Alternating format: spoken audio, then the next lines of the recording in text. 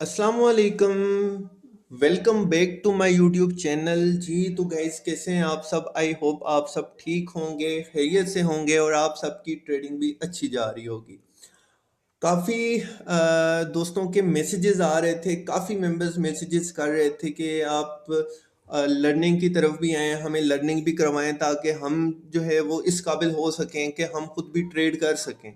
तो मैं इंशाल्लाह अब कोशिश करूँगा कि मैं मज़ीद इंशाल्लाह लेक्चर्स वगैरह, मज़ीद वीडियोस वगैरह लर्निंग से रिलेटेड मैं आपको प्रोवाइड करता रहूँ। ठीक है, तो आज की ये मेरी फर्स्ट वीडियो होगी और आपने आज की इस वीडियो को कंप्लीट वॉच करना है एंड तक। और अगर आप मेरे इस चैनल पर न्यू हैं तो चैनल को लाजमी सब्सक्राइब करें, बेल आइकन प्रेस करें ताकि आपको मिलती रहे हर नई आने वाली वीडियो की अपडेट सबसे पहले। तो चलते हैं जी, स्टार्ट करते हैं। सबसे पहले आज हम देखेंगे फेयर वैल्यू गैप्स को। ठीक है, फेयर वैल्यू गैप्स है क्या और ये कब बनता है, किस तरह आप इसको फाइंड कर सकते हैं, इसकी कौन कौन सी टाइप्स हैं, तो ये सारा कुछ हम आज की इस वीडियो में देखेंगे। ठीक है, तो सबसे पहले मैं आपको बताता चलूँ, फेयर वैल्यू गैप जो होता है ये 3 कैंडलस्टिक पैटर्न होता है। ठीक है, जो 3 कैंडल्स के दरमियान बनता है। ये आगे चल के मैं आपको बताऊंगा कि आप इसको फाइंड किस तरह से कर सकते हैं। ठीक है, तो ये 3 कैंडलस्टिक पैटर्न होता है, 3 कैंडल्स के दरमियान ये पैटर्न बनता है। उससे पहले मैं आपको बताता चलूँ, ये पूरी की पूरी मार्केट जितनी भी है ये चलती है, इम्बेलेंस क्रिएट करती है, इम्बेलेंस क्रिएट करके उस इम्बेलेंस को रीबैलेंस करती है। ठीक है, मार्केट का ये काम है कि इम्बेलेंस क्रिएट करना और उस इम्बेलेंस को रीबैलेंस करना। ठीक है, और जब भी एक स्ट्रॉन्ग मूव मार्केट देती है तो उसमें एक fair value gap market create करती है। ठीक है, एक गैप क्रिएट करती है, उसको हम फेयर वैल्यू गैप कहते हैं। अब वो किस तरह से आप फाइंड कर सकते हैं वो भी मैं आपको बताता हूँ। तो ये एक मैंने ड्रा किया है, यहाँ पर मैं आपको बता देता हूँ। ठीक है, ये एक 3 कैंडलस्टिक पैटर्न होता है जो बाय के मूव में, सबसे पहले मैं आपको बताता हूँ बाय के मूव में आपको क्या देखना होगा, किस तरह से आपने फाइंड करना होगा। जो आपकी फर्स्ट कैंडल बनेगी, फॉर एग्जांपल लेट्स सपोज हमारे पास ये एक बाय की कैंडल बनी है। ठीक है, उसके बाद सेकंड कैंडल बनी, उसके बाद थर्ड कैंडल बनी। जो फर्स्ट कैंडल होगी बाय की, उसका जो हाई होगा वो ओवरलैप नहीं होना चाहिए थर्ड कैंडल के लो के साथ। ठीक है, थर्ड कैंडल के लो के साथ ओवरलैप नहीं होना चाहिए। अब यहां पर आप देख सकते हैं, ये फर्स्ट कैंडल का हाई है और उसके बाद ये सेकंड कैंडल बनी और थर्ड कैंडल बनी। जो थर्ड कैंडल का लो है वो मार्केट ने ये लगाया। ठीक है, तो फर्स्ट कैंडल का हाई और थर्ड कैंडल का लो आपने देखना है। अगर तो ये ओवरलैप हो रहा है तो ये आपके पास फेयर वैल्यू गैप, आप इसको मार्क नहीं कर सकते। मार्केट फिर यहाँ पर आप ये देख सकते हैं कि मार्केट अपने अपनी प्राइजेस को रीबैलेंस करती हुई जा रही है। ठीक है, तो अगर इस तरह का सीन हो तो आप इसको गैप मार्क नहीं कर सकते। वो इसलिए क्योंकि मार्केट जो है वो अपनी विक को रीबैलेंस करती हुई जा रही है। ठीक है, तो यहाँ पर अगर इस तरह का कोई सीन बनता है, फर्स्ट कैंडल का हाई और थर्ड कैंडल का लो जो आपने मार्क करना है, उसमें एक गैप क्रिएट होगा कुछ इस तरह का। ठीक है, आपने यहाँ पर फिर एक गैप मार्क करना होगा और इस गैप को आप कहेंगे कि ये एक फेयर वैल्यू गैप है। ठीक हो गया, इसको आप फेयर वैल्यू गैप मार्क कर सकते हैं। ठीक है, फर्स्ट कैंडल का हाई और थर्ड कैंडल का लो आपने देखना है कि अगर तो ये ओवरलैप हो रहा है, ठीक है, मतलब विक को टेस्ट करके जा रहा है, फर्स्ट कैंडल के हाई को टेस्ट करके जा रहा है, तो आप इसको गैप मार्क नहीं कर सकते। अगर तो ये गैप अगर तो ये ओवरलैप नहीं हो रहा अपने फर्स्ट कैंडल के हाई के साथ, तो आप यहाँ पर एक जोन ड्रा कर सकते हैं और उस जोन को आप फेयर वैल्यू गैप का नाम दे सकते हैं। ठीक हो गया। अब इसी तरह से सेल के मूव में क्या होगा, आपने देखना है कि फर्स्ट कैंडल आपके पास बनती है, सेकंड कैंडल बनती है, थर्ड कैंडल बनती है।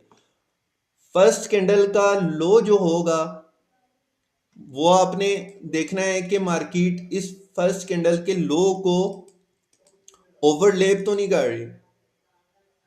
ठीक है, फर्स्ट कैंडल का लो और थर्ड कैंडल का हाई। सेल के मूव में क्या देखना है आपने? फर्स्ट कैंडल का लो एंड थर्ड कैंडल का हाई देखना है आपने। फर्स्ट कैंडल के लो को अगर तो मार्केट यहां पर ओवरलैप करके जा रही है, फॉर एग्जांपल ओवरलैप करके जा रही है, ठीक है, तो ये आपके पास फेयर वैल्यू गैप नहीं होगा। आप फेयर वैल्यू गैप यहां पर मार्क नहीं कर सकते, ठीक है, क्योंकि मार्केट जो है, जो प्राइजेस हैं वो अपने जो फर्स्ट कैंडल है उसको इमीडिएट रीबैलेंस करके जा रही है। ठीक है, तो यहां पर क्या होगा कि यहां पर अगर फर्स्ट कैंडल का लो और थर्ड कैंडल का हाई आपस में ओवरलैप नहीं हो रहे, तो आपने यहाँ पर इस तरह से मार्क करना है और इसको आप यहाँ पर एक जोन मार्क कर सकते हैं। ठीक है, यहाँ पर ये गैप मार्क कर सकते हैं आप, और इस गैप को आप नाम देंगे फेयर वैल्यू गैप का। ठीक है, अच्छा, उसके बाद हम आगे चलते हैं कि इसकी टाइप्स कौन कौन सी होती हैं। ठीक है, अब इसकी और भी टाइप्स हैं, वो आगे चलकर मैं आपको बताऊंगा। आज की इस वीडियो में बस मैं आपको थोड़ा सा बताऊंगा इसके बारे में, मज़ीद आगे हम चलकर देखेंगे नेक्स्ट वीडियोस में। तो एक होता है बुलिश फेयर वैल्यू गैप और एक होता है बिरिश फेयर वैल्यू गैप। ठीक है, दो तरह के होते हैं।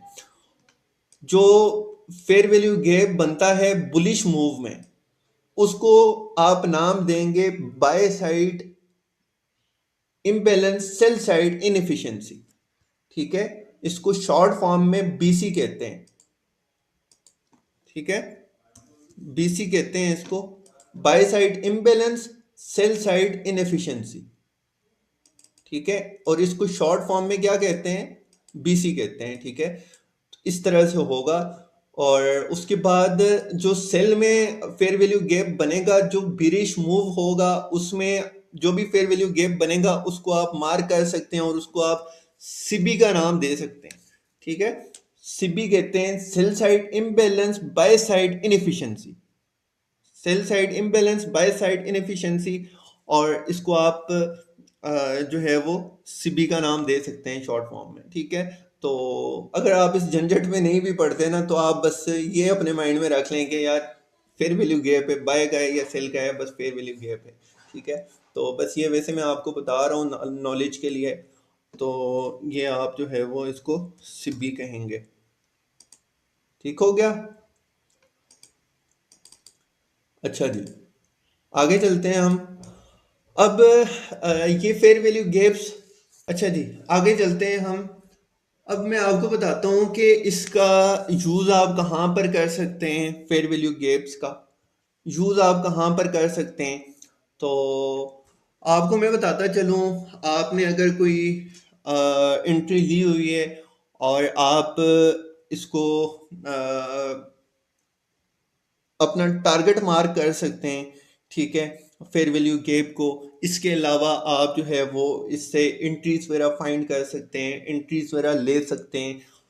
ठीक है, एजा आप इसको टारगेट भी टारगेट के लिए भी यूज़ कर सकते हैं और एंट्रीज के लिए भी आप यूज़ कर सकते हैं। ठीक है, और इसके बाद हम चलते हैं जी मज़ीद थोड़ा सा चार्ट पर जाकर देख लेते हैं।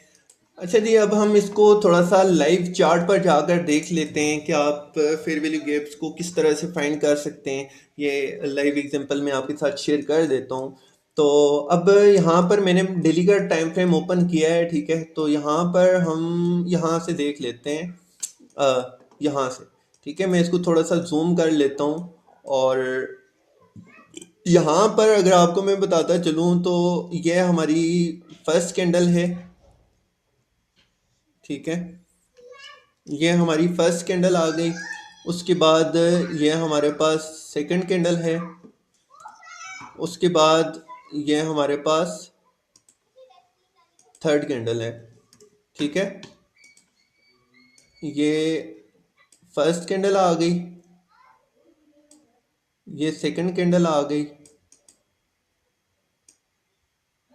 और ये थर्ड कैंडल आ गई, ठीक है। अब यहाँ पर अगर आप देखें तो जो फर्स्ट कैंडल का हाई है ये बाय का मूव है, ठीक है।